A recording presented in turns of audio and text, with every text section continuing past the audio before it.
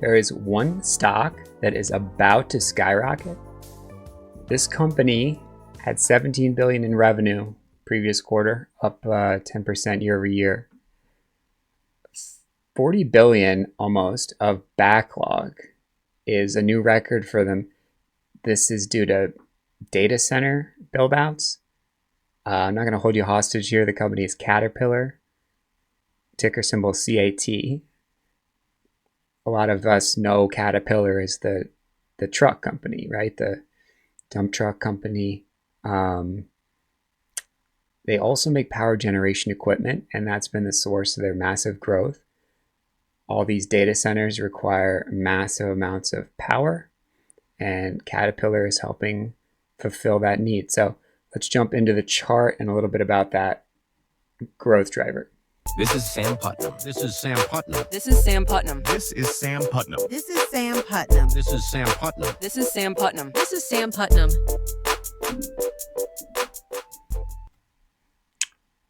So this is a little bit of a bummer. $500 million hit from tariffs, but in the context of that $40 billion backlog, that doesn't seem to be that big a deal.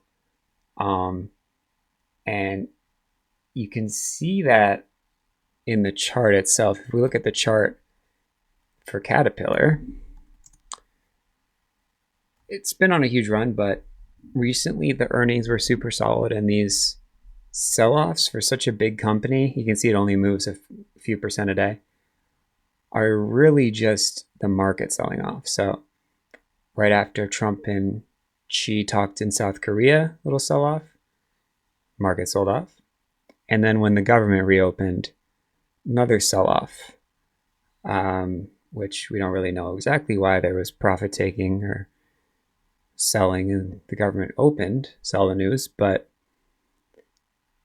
maybe the data that's going to come out that we haven't gotten for the last few weeks on jobs and other economic indicators, I don't know, CPI, PPI, I think that data might have already been available, some of it, but there's definitely some that we didn't have, and people are probably, could be a little worried that that isn't such great data. So a little caution there with that sell-off. But despite all that, Caterpillar is still holding up. And we can take a look at some big companies, NVIDIA, as a comparison. Very similar move up about 2 weeks ago. And since then, selling off twice. So you have to think that the company that isn't selling off as much is stronger. And that's the idea here. So that's the chart for Caterpillar. Energy and transportation, strong growth. Power generation is up 30%. And of course, construction demand for data centers is huge. And whether or not all that compute ends up getting used, all the infrastructure to power it is still required. So for that reason, Caterpillar's been doing well. This is a risk. This is very much topic of the day. Norway's sovereign wealth fund took Caterpillar out of their portfolio because of the potential connection to Israeli operations. So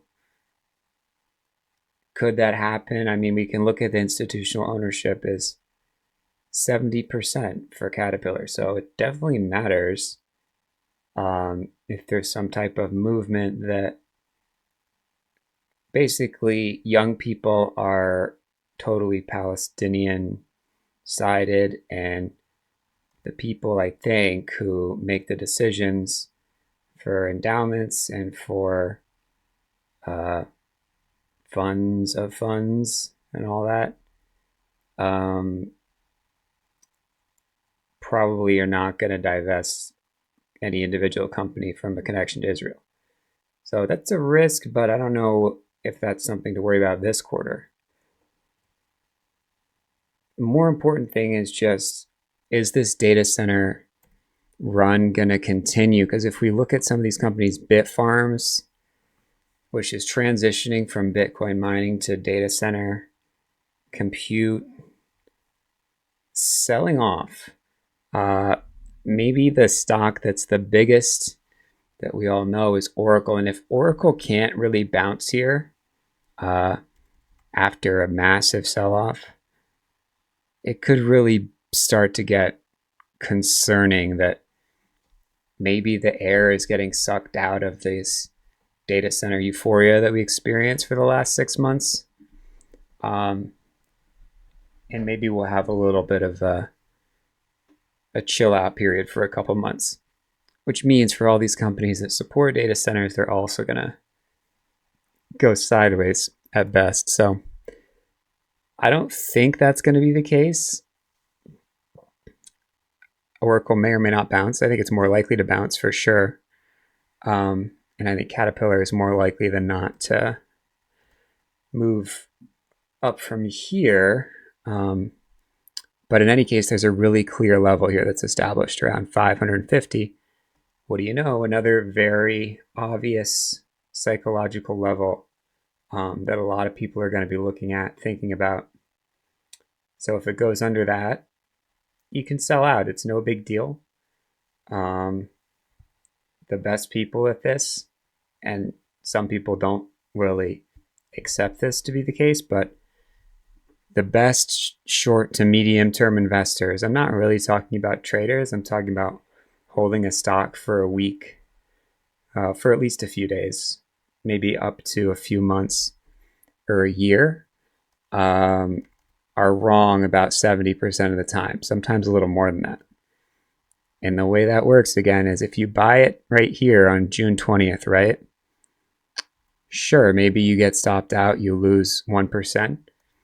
But if you hold it, you don't get stopped out, and you trail it with a moving average, meaning if the stock stays above this red line, which is just an average of the price over the last handful of days, then you risked 1% on your position and you made 60%. So that's the idea. If you like these ideas, hit that like button. If you want a free course on how to buy stocks before they go up, hit that subscribe. And if you want one-on-one help, you'll see some awesome testimonials. Head over to stockscommunity.com. See you in the next one. This is Sam Putnam. This is Sam Putnam. This is Sam Putnam. This is Sam Putnam. This is Sam Putnam. This is Sam Putnam. This is Sam Putnam. This is Sam Putnam.